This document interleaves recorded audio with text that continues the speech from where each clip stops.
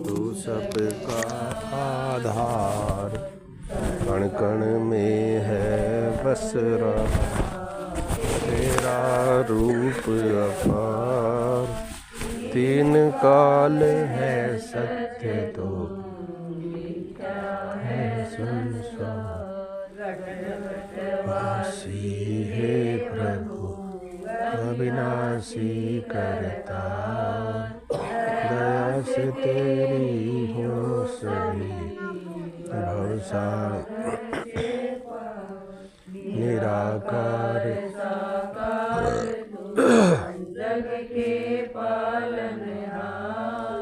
है बेअंत महिमा तेरी दाता। परम पिता परमात्मा सब तेरी संतान। भला करो सबका प्रभु सबका भला करो सबका प्रभु सबका। एक तू ही निरंकार, ज्ञान का सूरज उदय हुआ तो जीवन में उजियारा है। मन के भीतर से भरमों का दूर हुआ अंधियारा है।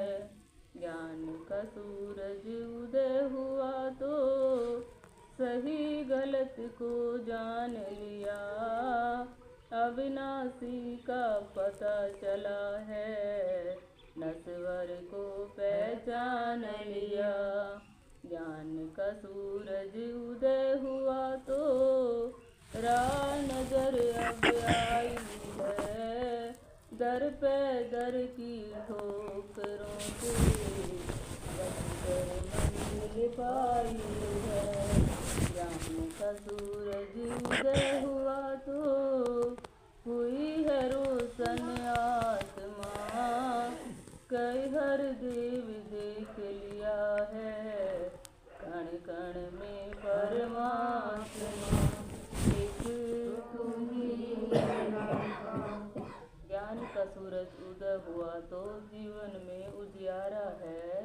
मन के भीतर से भरमों का दूर हुआ अंधियारा है। परम सत्कार योग प्यारी साध संगत जी, प्यार से कहना सतगुरु माता जी के चरणों का ध्यान रख के बोलना। बोलिए सतगुरु माता सुदीक्षा। आओ साध संगत जी, आज कई वर्षों के बाद दास को यहाँ पर इस रूप में आप सभी के दर्शन करने का शुभ अवसर प्राप्त हुआ है। और दास देख रहा है कि काफ़ी समय से साध संगत जी यहाँ संगतें हो रही हैं और बहुत ही महान महात्मा है। सभी का ध्यान पूरा है, निरंकार के चरणों में जुड़े हुए हैं। साध संगत, मनुष्य जन्म का लाहा यानी मनुष्य जन्म का लाभ हमें आप सभी को प्राप्त हुआ है, क्योंकि हम देखते हैं इंसान दुनिया में आता है, जन्म लेता है, एक लंबी उम्र गुजार के चला जाता है, परमात्मा की प्राप्ति नहीं होती है, परमात्मा का रटन करता रहता है। लेकिन अगर आप जैसे महात्मा कोई कह भी दें कि भाई परमात्मा के दर्शन कर लो, कई बार नहीं समझ में आती है, क्योंकि उसके जो पिछले कर्म हैं, पिछले जो संस्कार हैं, वो उदय नहीं हुए हैं। जब पिछले संस्कार जब तक पूरे नहीं होंगे तो ये ज्ञान भी समझ नहीं आता है। कई बार सत्संगत ज्ञान लेने के बाद भी इंसान पीछे हट जाता है, आप देखते हो ना। तो सत्संगत जी, इसलिए दास ये कह रहा है कि हम सभी के ऊपर कृपा हुई है, क्योंकि कृपा हुई है तो हम इस चरणों में आए हैं, इसलिए आप सभी किस्मत वाले हैं।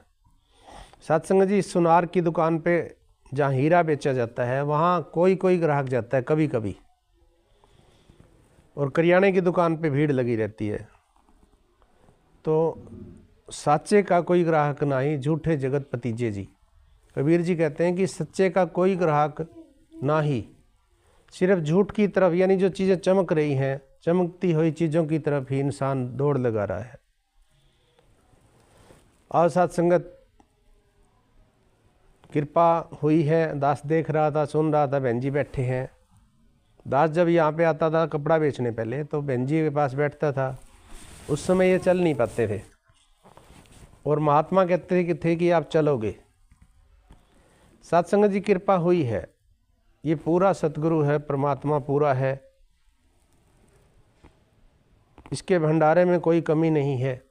कमी है तो मेरी कमी है, क्योंकि मैं समझ नहीं पा रहा हूँ। हम सभी देख रहे हैं कि सतगुरु की कृपा से सत्संग जी ये दात मिली है, लेकिन अब सवाल ये उठता है कि हम अपने आप को कहाँ पे रखे हुए हैं। क्योंकि एक छोटी सी कहानी समझते हैं हम इस बात को। एक बार एक इंसान जाता है गुरु जी के पास और गुरु जी से कहता है कि गुरु जी, मैंने सुना है कि आप ब्रह्म का ज्ञान देते हो, आप परमात्मा दिखाते हो, वो सब तो ठीक है, लेकिन ऐसा आप क्या देते हो कि वो इंसान आपका ही होके रह जाता है। गुरुजी मुस्कुराए और धीरे से अंदर कमरे में चले जाते हैं और वापस आए तो उनके हाथ में एक चमकता हुआ कांच का टुकड़ा था। और गुरुजी कहते हैं कि आप ऐसे करना, इसको बेचना है, कल वहाँ जाके बेचना जहाँ पे सब्जी बेची जाती है, सब्जी मंडी लगती है जहाँ पे। वो इंसान सोचता है कि मैंने कहाँ सवाल कर दिया, ये तो चक्कर में डाल दिया मेरे को। खैर अब सवाल किया है तो कहता है चलो ठीक है। सुबह गया वो जहाँ सब्जी बेची जाती है वहाँ पे, वहाँ जाके रेडी वालों से कहता है कि भाई मैंने इसको बेचना है। अब दो चार इंसान तो उसके साथ गुस्से हो गए कि कहाँ सुबह सुबह आ गया, टाइम वेस्ट करने, काम धंधे का टाइम है। एक दो इंसान कहता है कि चलो सुंदर पत्थर है, चमक रहा है, क्यों ना ये सब्जी बेचने के काम आ जाएगा। तो उसकी कीमत लगाते हैं 20-30 रुपये। गुरुजी ने कहा था कि इसको बेचना नहीं है, इसकी कीमत लगवानी है। बेचना नहीं है, इसकी कीमत लगवानी है। अब वो इंसान आ जाता है गुरुजी के पास और कहता है कि गुरुजी 20-30 रुपये कीमत लगी है इसकी। गुरुजी कहते हैं अब आप ऐसे करो, कल इसको वहाँ लेके जाओ जहाँ पे चांदी बेची जाती है। अगले दिन वो चांदी बेचने चांदी बाजार में गया तो वहाँ पर इसकी कीमत लगवाई तो वहाँ 20-30 हज़ार रुपये लगे। एक बार तो मन में आया कि इसको मैं बेच दूँ, कहाँ 20-30 रुपये, कहाँ 20-30 हज़ार। लेकिन फिर ध्यान आया गुरुजी ने कहा था बेचना नहीं है, सिर्फ कीमत लगवानी है इसकी। तो वो वापस आ जाता है, गुरु को बता देता है। गुरुजी ने कहा अब आप इसको सोना बाज़ार में बेच के आओ, कीमत लगवानी है। अब सोना बाज़ार में गए तो वहाँ जाके क्या देखता है कि 20-30 लाख रुपए कीमत लगती है उसकी, यानी लाखों रुपए में उसकी कीमत लगी। अब वो सोचने लगा कमाल है भाई, ये क्या बात है। गुरुजी के पास आकर बताता है तो गुरुजी कहते हैं कल इसको आप हीरा बाज़ार में बेच के आना, कीमत लगवा के आनी है। अब हीरा बाज़ार में गए तो उसकी कीमत करोड़ों में लगी। कुछ दुकानदारों ने तो ये कह दिया कि हमारे पास इतना पैसा नहीं है कि हम इसको खरीद सकें। तो इस कहानी से हमें क्या सीख मिलती है? गुरु ने ज्ञान तो दिया है, गुरु ने हमको शरीर में रहते हुए निरंकार बनाया है, परमात्मा बना दिया है। क्योंकि इस ज्ञान के अंदर ताकत है। पारस लोह कंचन करे, गुरु करे आप समान। यानी पारस कोई होता होगा, हमने देखा नहीं है, जो लोहे को सोना बना देता है। हमने नहीं देखा, पता नहीं है कि नहीं, होगा शायद। तो पारस लोहे को सोना बना सकता है, पारस लोहे को पारस नहीं बना सकता। लेकिन गुरु करे आप समान, गुरु ने हमें अपने समान बना दिया। पहले पर्ण के अंदर ही हमें बताया कि तू शरीर नहीं है, तू केवल शरीर नहीं है। अब शरीर नहीं हूँ तो क्या हूँ मैं? आत्मा। ये बात तो हम पहले भी पढ़ते थे, हर रोज़ सुनते थे भाई आत्मा है, सभी के अंदर आत्मा है, आत्मा परमात्मा एक है, सभी के सुनते थे ना। लेकिन क्या हम मान रहे थे? आरती में भी हम हर रोज़ कहते थे कि तन मन धन सब तेरा, तेरा तुझको सौंपत क्या लागे है मेरा, कह रहे थे। आज भी कहीं हम ऐसा ही तो नहीं कर रहे हैं? विचार ये करना है। क्योंकि सत्संग जी इस ज्ञान के अंदर वो ताकत है। बुल्ले शाह जी कहते हैं कि इक्को पढ़िया इक्को डिठा कौन कहे तू दो है, हस्ती छड़ के वेख बुल्ले शाह जिदा नाम जपे तू ओ है। कहते हैं कि हस्ती को छोड़ के देख एक बार, अगर हस्ती मिटेगी तो मस्ती आएगी। अब हस्ती भी है और मस्ती भी है तो ये बात बनती नहीं, क्योंकि मैं भी हाँ तू भी है तो गल कुछ बनती नहीं। मैनू अपनी होंद तू इनकार करना पड़ेगा। अब साथ संगत इस कहानी से हमें क्या मिलता है, हम अपने आप को कहाँ बेच रहे हैं। बेचने का भाव ये नहीं है कि बेचने का भाव कहाँ पे खड़े हैं हम, क्योंकि ज्ञान से पहले हमारा संकीर्ण सा दायरा था ना। हम एक छोटा सा यही समझते थे, ये मेरे बच्चे, ये मेरी पत्नी, ये मेरा परिवार, यानी एक संकीर्ण दायरा था हमारा। सतगुरु ने हमें विशाल समुद्र दिखा दिया और कहा कि तू भी यही है। लेकिन क्या वो भाव, क्या वो विचार हमारे बन पाए हैं? सतगुरु बाबा हरदेव जी लिखते हैं अवतार हरदेव वाणी में, कहते हैं किसी ने शीशे के बर्तन से मछली को आज़ाद किया। शीशा होता है, उसके अंदर मछली रखी जाती है, मछली पालते हैं। कहते हैं किसी ने शीशे के बर्तन से मछली को आज़ाद किया, एक तालाब में जाकर छोड़ा और उसे आबाद किया। वो तालाब में पहुंची लेकिन नहीं दायरा तोड़ सकी, अपनी हद में रही घूमती, आदत को न छोड़ सकी। सत्संगत मछली का जो दायरा था, उसने एक छोटा सा दायरा था उस समय जब वो कांच के बर्तन में थी, तो किसी ने समुद्र में तो छोड़ दिया लेकिन वो वहीं घूमती रही, उसने समुद्र का मजा नहीं लिया। कहीं हम भी संकीर्णता में तो नहीं है, क्योंकि सत्संग जी ज्ञान लेने के बाद हमारा कर्म बनता है, हम मुक्त हुए हैं तो औरों को भी मुक्ति के लिए प्रेरित करें। और सत्संगत कहते हैं कि सतगुरु ने जब ज्ञान दिया तो तंग दिली से मोड़ा है। हमारी तंग दिली थी, हमारी संकीर्ण सोच थी, छोटी सोच थी। हम किसी का भला करने की बजाय बल्कि हम बुरा सोचते थे, हमारे विचार अच्छे नहीं होते थे उस समय। पड़ोसी को भी अगर कुछ अच्छा आ जाए तो मन में दुख होता था कि इसको क्यों दे दिया, हे परमात्मा इसको कहाँ से दे दिया, दुख होता था। आज क्या हो गया, आज हमारा मन बदल गया, आज हमारे भाव बदल गए। आज हम क्या कहते हैं, एक खुशी मिले पड़ोसी नू, एक खुशी मिले मैनू दो मिलन पड़ोसी नू। यानी अगर मुझे एक खुशी मिली है तो आज पड़ोसी के लिए दो मिले, तक के खुश होवा ऐसी रहमत कर दे तू। सत्संगत ये अगर रहमत हो गई है, भाव बदल गए हैं, विचार बदल गए हैं, तब तो हम ब्रह्म ज्ञानी हैं। बाबा जी कहते हैं कि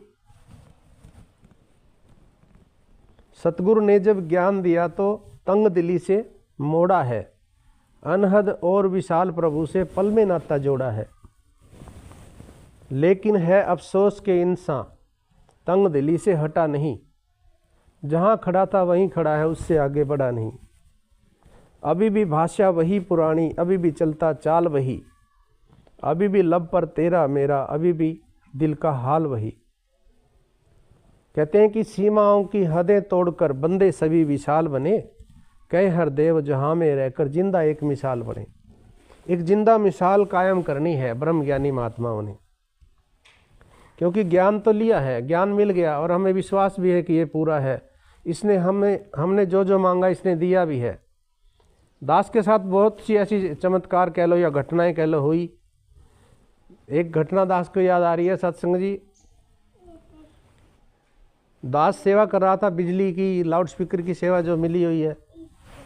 पटियाला चौक पे किसी के घर में संगत थी, घर से सामने की तरफ एक बहुत बड़ा प्लाट था, उसमें संगत थी, बहुत भरपूर संगत थी, रात की संगत थी, लंगर भी था उसमें। तो क्या हुआ, ये बात है 95-96 के आसपास की, यानी 2000 सन से पहले की बातें हैं। नया नया ज्ञान लिया था दास ने भी, नया नया ज्ञान लिया तो सेवा मिल गई। सेवा कर रहे थे सत्संग जी, तो क्या हुआ, लाइट चली गई, बार बार लाइट जा रही थी। उस समय इतने ज़्यादा इन्वर्टर भी नहीं होते थे घरों में, आजकल तो हर घर में इन्वर्टर है, उस समय नहीं थे इतने, बहुत कम थे। अब जिस घेर में वो संगत थी, बार बार लाइट जा रही थी, सामने एक मकान था। दास ने उनसे कहा कि अगर आप कहो तो एक बल्ब लगा ले भाई, ये बल्ब लगा लेंगे, एम्पलीफायर भी चलता रहेगा। वो कहने लगे हाँ जी लगा लो। अब क्या किया सत्संग जी, तार लगा के ले आए, बल्ब एम्पलीफायर चालू कर दिया, विचार चल रहे थे उस टाइम, एम्पलीफायर शुरू कर दिया और वो बल्ब लगाया ना, बल्ब के पीछे होल्डर होती है, कैप होती है एक उसकी ढक्कन, वो खुल के पीछे की तरफ चला गया, तार पे लटक रही थी तार, वो ऐसे पकड़ा हुआ था दास ने। अब जैसे ही उस होल्डर को पकड़ने लगा, वो ध्यान नहीं रहा, दोनों उंगलियां दोनों तार के चिपक गई। अब सत्संगत 1.5 मिनट तक दास ने देखा, बस तड़प रहा दास। पीछे एक दरवाजा था, दीवार की जगह दरवाजा होता, वहीं पे दास खड़ा था, एम्पलीफायर वहीं रखा हुआ था, गिरा दरवाजे पे 2-3 बार। 1.5 मिनट तक दास ने देखा और ये हुआ कि अब नहीं बचेगा। मन के अंदर आया कि बचेगा नहीं, क्योंकि कुछ हो ही नहीं रहा। एकदम से 3 बार किलकी निकली, 3 चीख निकली दास की। संगत का ध्यान एकदम से गया, सभी ने जैसे ही ध्यान दिया, सुमरण किया, तो दास ने क्या देखा, इस हाथ में होल्डर पकड़ा हुआ है और ये हाथ मेरा किसी ने पकड़ लिया। दास को दिखाई कुछ नहीं दिया, यहाँ से करंट गुजर के जा रहा है और मैं बोल रहा हूँ कि महात्मा जी तार तोड़ो तार। किसी को पता नहीं तार कहाँ से आई है। 3 मिनट तक सत्संग जी दास को पकड़े रखा और उस तार को काटा गया, क्योंकि घर जो ये घर में लाइट है ना, खंभे की लाइट तो झटका मार के छोड़ देती है। दास को डर नहीं था, क्योंकि बिजली का काम करते थे, रोज करंट लगता था, भय खुला हुआ था मान लो।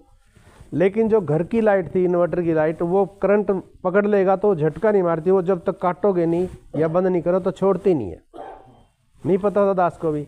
अब किसी ने जब उस तार को काटा तो क्या देखा, दास के जिस तरह फिल्मों में दिखाते हैं ना, बाल खड़े हो गए ऐसे, जमा बुरा हाल, 4-5 बहनें बेहोश हो गई सीन देख के। ये विचार भी रोक दिए और जैसे किलकी लिकड़ी थी ना, तो जोर से निकली, वो नज़दीकी पटियाला चौक था, वहाँ से लोग भागे आए, बोले क्या हो गया, क्या हो गया, बोले आदमी मर गया। तो मेरे घर वाले भी आ रहे थे, उन्होंने पूछा भी क्या हुआ, बोले आदमी मर गया। कौन? जो बिजली का काम कर रहा था। उन्होंने कहा भी काम तो वो कर रहा था। अब सत्संगत क्या हुआ, दास को सिर्फ अंगूठे में जख्म हुआ था, जो 1-2 महीना उसने तंग किया, बाकी कुछ नहीं बिगड़ा। आपके सामने दास जीवित बैठा है, देख लो।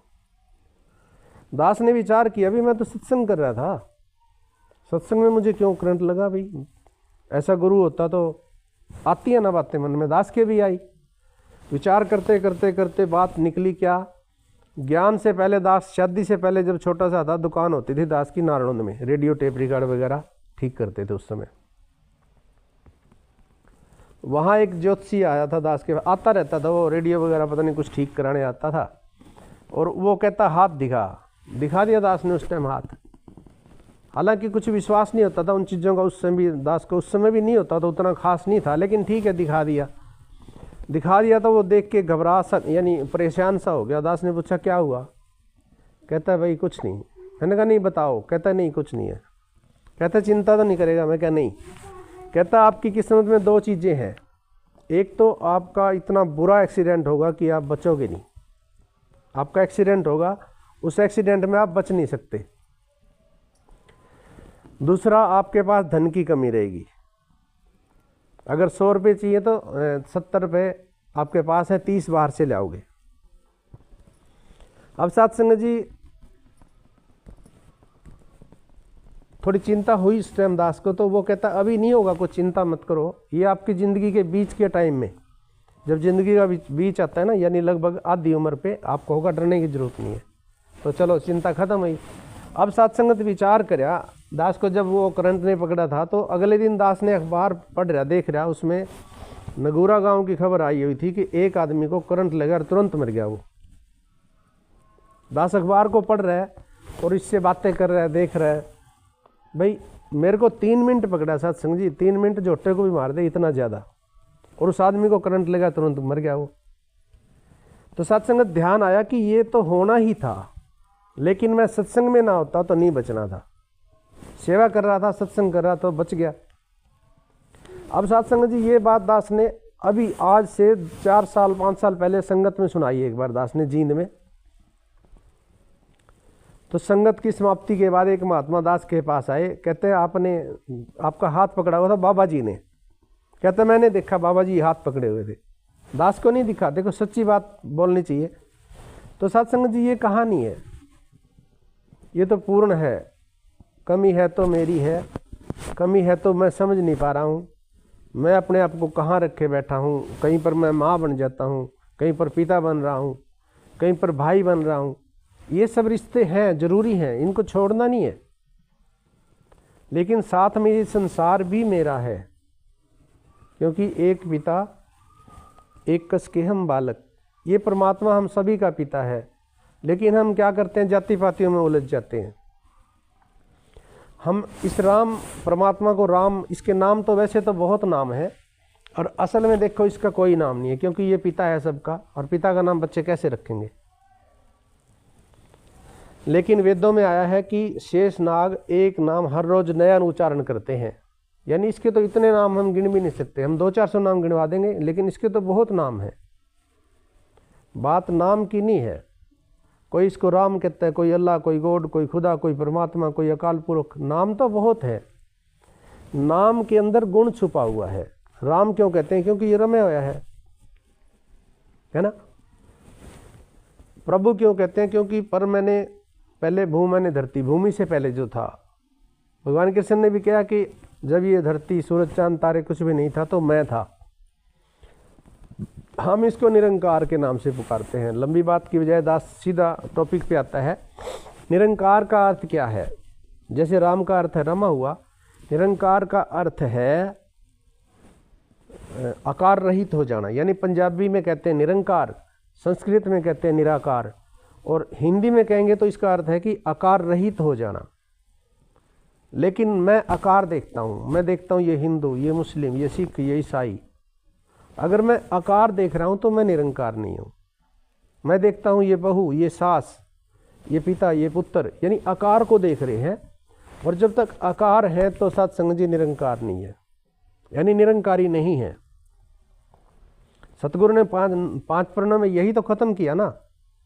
पहले यही तो आवरण उतारा गया कि दूसरे प्रण में जाति पाति, तीसरे प्रण में खाना पीना, चौथे में गृहस्थ में रहना, बोझ नहीं बनना, पांचवें में बताया कि गुरु आगे बगैर ज्ञान नहीं खोलना।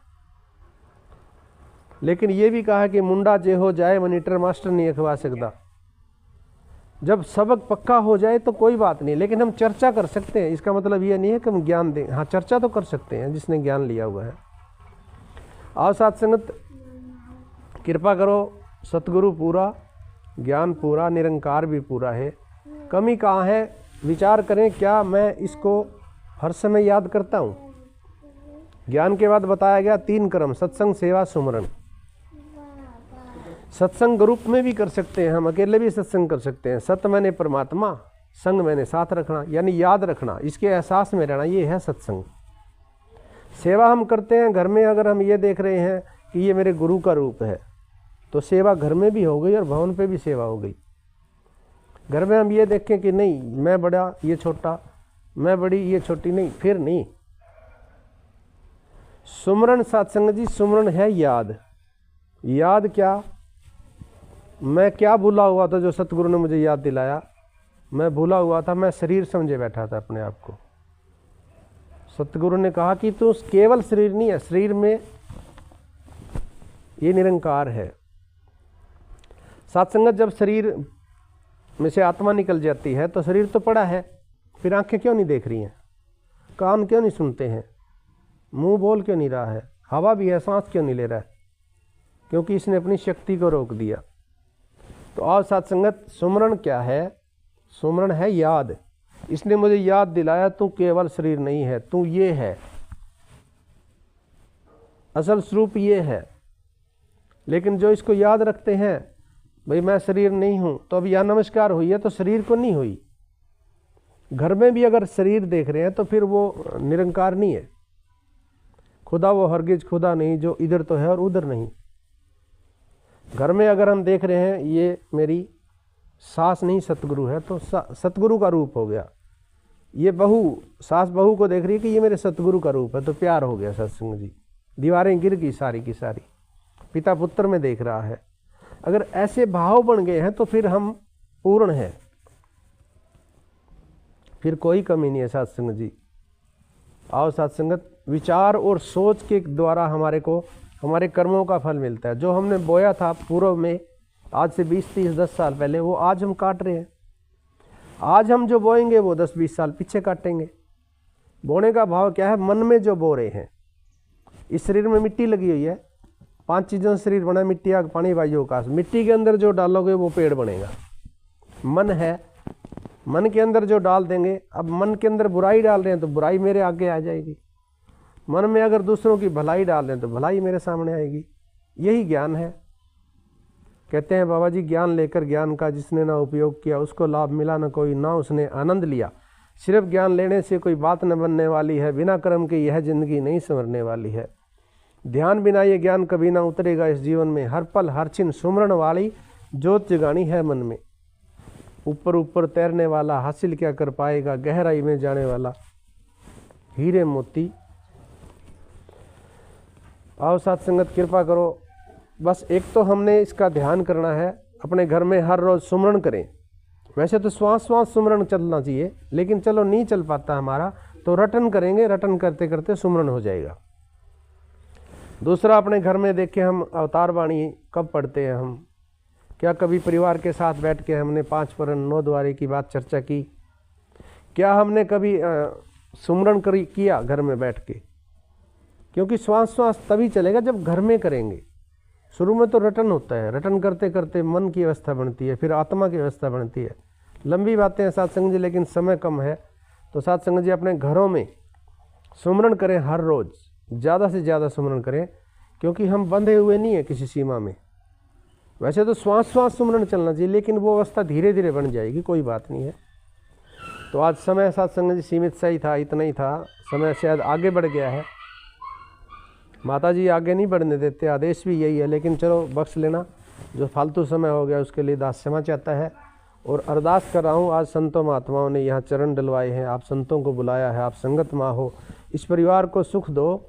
और जितने महात्मा आए हैं सभी को तन के, मन के, धन के सुख नसीब हों, किसी को कोई कमी ना रहे, खुशी दे दो, इतनी की कमी ना रहे। दास भी यही अरदास कर रहा है, प्यार से कहना जी धन्यवाद। तेरी ओट सहारा तेरा, तन मन घोल घुमावा, कहे अवतार तेरे ही दाता, दिन राती कहे अवतार तेरे ही दाता, दिन राती। एक तू ही निरंकार, तू ही निरंकार, तू ही निरंकार। मैं हाँ सदा भूलन, सदा भूलनहार, बख्शनहार तू है दाता बख्शन।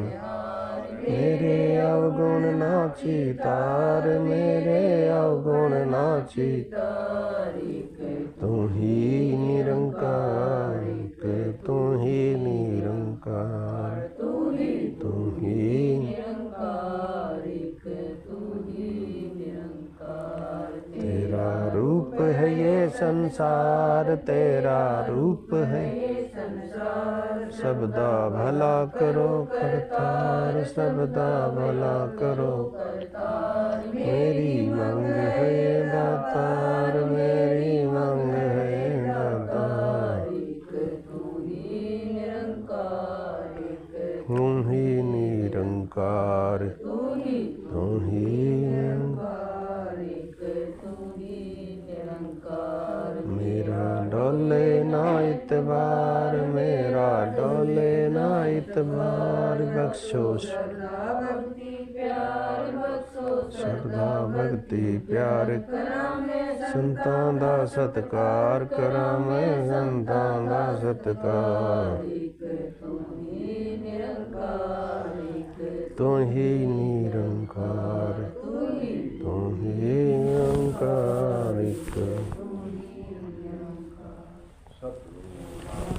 सुदीक्षा सविंदर हरदेव जी। ये विचार एक एक महात्मा तक पहुंचना चाहिए। अगर एक भी महात्मा का जीवन सफल हो गया तो आपको उसका पुण्य प्राप्त होगा। इसलिए इसको ज्यादा से ज्यादा शेयर करें, चैनल को सब्सक्राइब करें। धन्यवाद।